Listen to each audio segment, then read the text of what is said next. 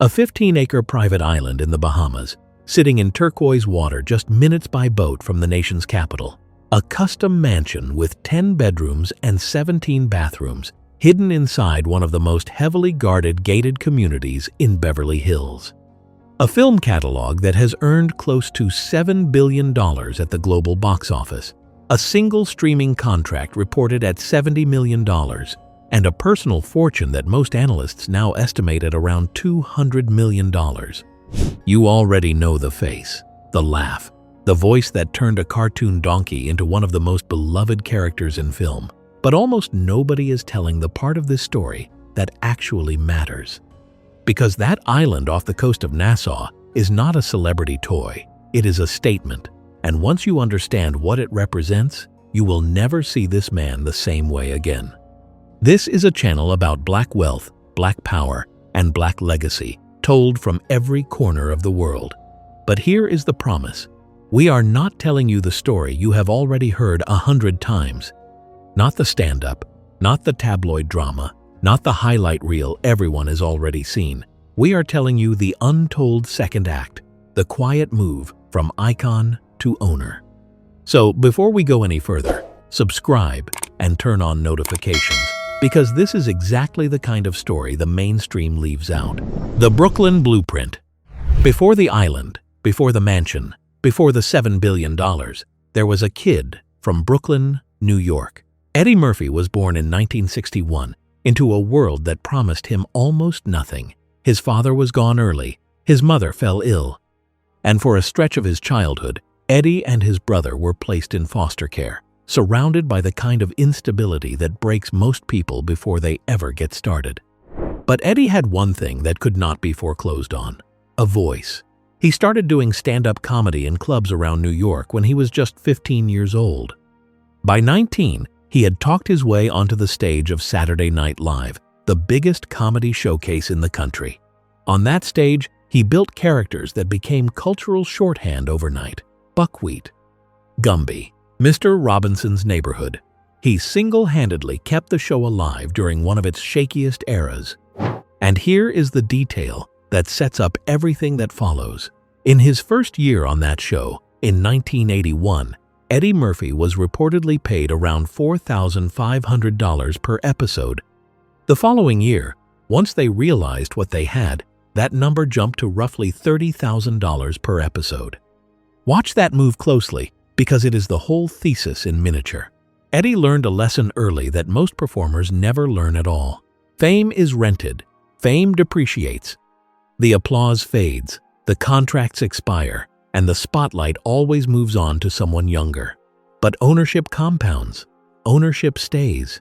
And from his very first big paydays, a part of him was already thinking about what comes after the laughter stops. The foundation years. The early money came fast, and it came big. His film debut arrived in 1982, in 48 hours alongside Nick Nolte, a starring role he landed while he was still a cast member on Saturday Night Live. Audiences had never seen anything quite like him. Then, in 1984, he played a fast-talking Detroit cop named Axel Foley in Beverly Hills Cop. The film became a global phenomenon. And because Murphy was smart enough to negotiate a piece of the profits, he reportedly walked away with around $14.5 million from that one role. Then came the sequels and the classics. $8 million to return as Axel Foley in Beverly Hills Cop 2. Another $8 million for Coming to America, the film that would become a cultural cornerstone for an entire generation. $15 million for Beverly Hills Cop 3. And the hits kept stacking. Trading Places, The Nutty Professor, Dr. Dolittle. One blockbuster after another, across 2 full decades.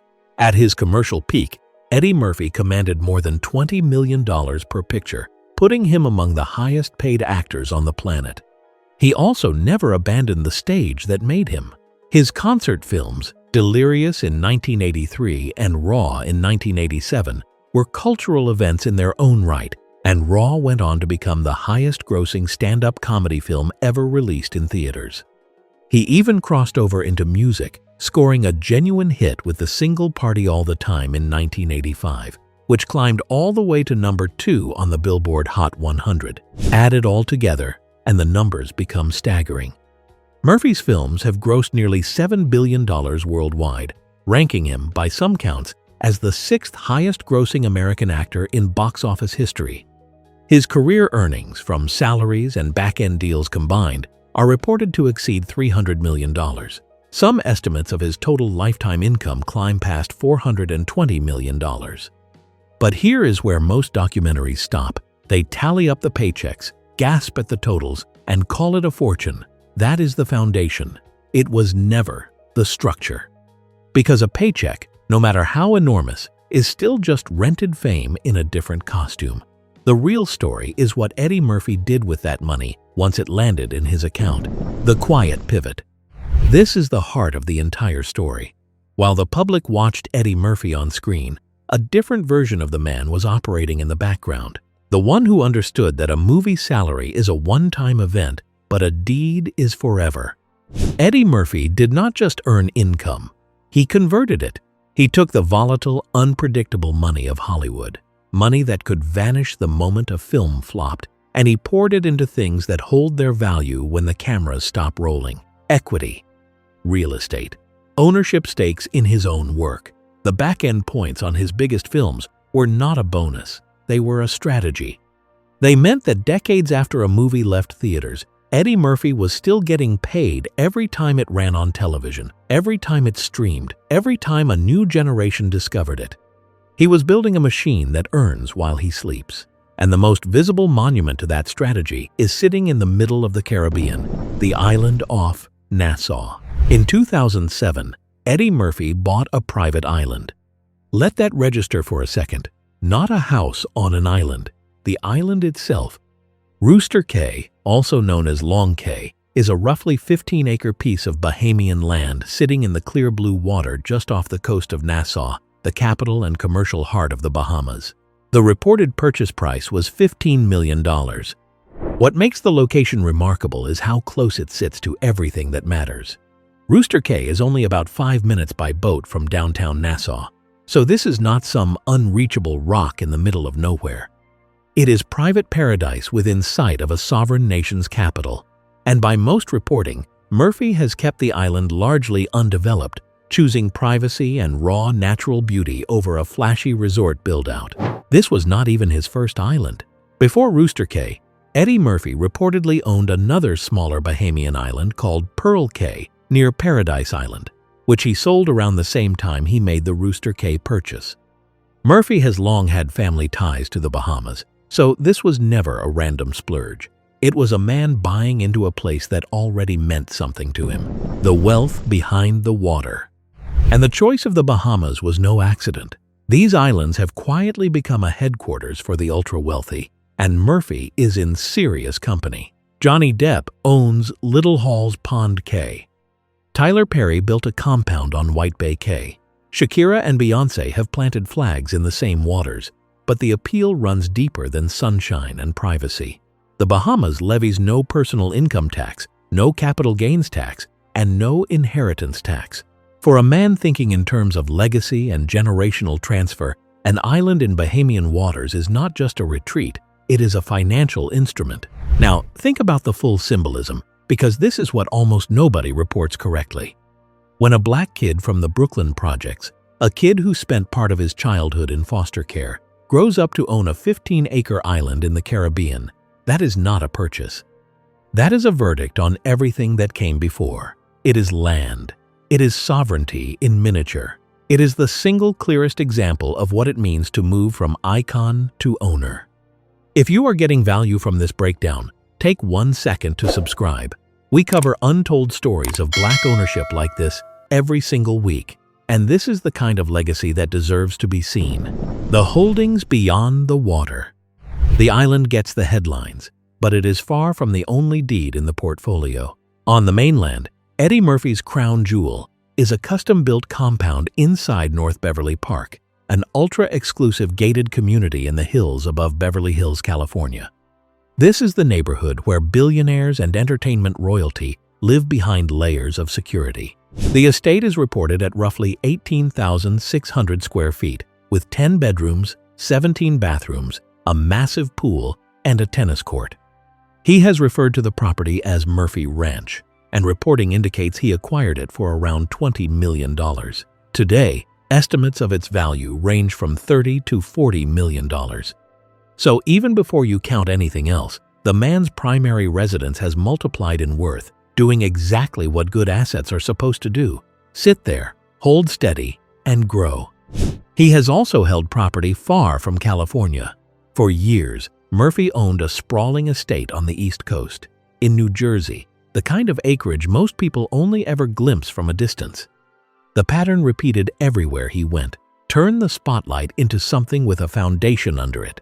While the rest of Hollywood burned through cash on things that lose value the moment you buy them, Eddie Murphy kept stacking deeds, owning the machine. Here is the layer that separates the wealthy from the genuinely rich. Eddie Murphy does not just own land. He owns pieces of the entertainment machine itself. Start with his film library. Because of those back-end deals and residual structures, Murphy continues to earn money from movies he made decades ago. Beverly Hills Cop is not just a memory. It is intellectual property. Axel Foley is a franchise that Murphy carried back to the screen with Beverly Hills Cop, Axel F., released on Netflix in 2024 as part of his streaming partnership. Coming to America is not a single film. It is a brand that returned as Coming to America in 2021. Every one of these is a piece of cultural real estate that keeps generating income through syndication, licensing, and streaming long after the premiere. Then there is the voice work. As Donkey in the Shrek franchise with DreamWorks Animation, Eddie Murphy reportedly earned more than $20 million across the series, plus the residuals that come with one of the most successful animated franchises ever made. And the modern deals show the strategy is still active. In 2019, Murphy made a critically acclaimed return in Dolomite Is My Name, a performance that earned him a Golden Globe nomination and reminded the industry exactly who he was. That same year, he reportedly signed a deal with Netflix worth around $70 million to produce comedy specials. To put that in context, that figure was reported as larger than the $60 million Dave Chappelle received for his specials, and well above the $40 million Chris Rock reportedly earned for his. In 2021, Murphy also signed a first-look film deal with Amazon Studios, extending his reach as a producer and not just a performer. He is not waiting for Hollywood to hand him a role. He owns a seat at the table where the deals get made. The name as a business. There is one more asset that never shows up on a property record: the name itself. Eddie Murphy has spent more than 40 years turning his own name into a business that operates whether he is on screen or not. Through his production work, he develops projects, controls his own creative output, and decides which pieces of his catalog come back to life and when. That is the difference between a star and an owner. A star gets hired, an owner gets to greenlight. Murphy reached the level where studios come to him, where his involvement alone can move a project forward, and where his back catalog functions like a vault he can open whenever the market is right. The legacy lever. Real wealth is not measured by what you keep, it is measured by what you can move. And Eddie Murphy has spent years quietly pulling the legacy lever. He has supported organizations like the AIDS Healthcare Foundation, contributed to education, and given to disaster relief efforts. But framing this as simple charity misses the point. This is wealth architecture. It is influence that compounds, relationships that pay forward, and a name that carries weight far beyond entertainment. The most personal version of that legacy is his own family. Eddie Murphy has acted alongside his daughters, giving Bella Murphy a role in Coming to America and bringing Bria Murphy into the world of Beverly Hills Cop, Axel F. He is not just building a fortune, he is handing down a platform, teaching the next generation that the goal was never to be famous, the goal was always to own. The life now. Today, Eddie Murphy is 65 years old. He lives behind the gates of North Beverly Park, a long way from the Brooklyn streets where the story started. He is the father of 10 children, married to Paige Butcher, and he no longer chases every role that comes his way. He has earned the rarest privilege in entertainment, the freedom to choose.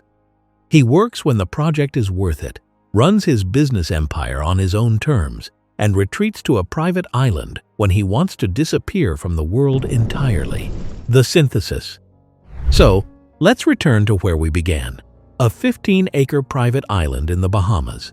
A Beverly Hills compound with 10 bedrooms and 17 bathrooms. A film catalog near $7 billion at the box office. A reported $70 million streaming deal. And a fortune estimated at around $200 million.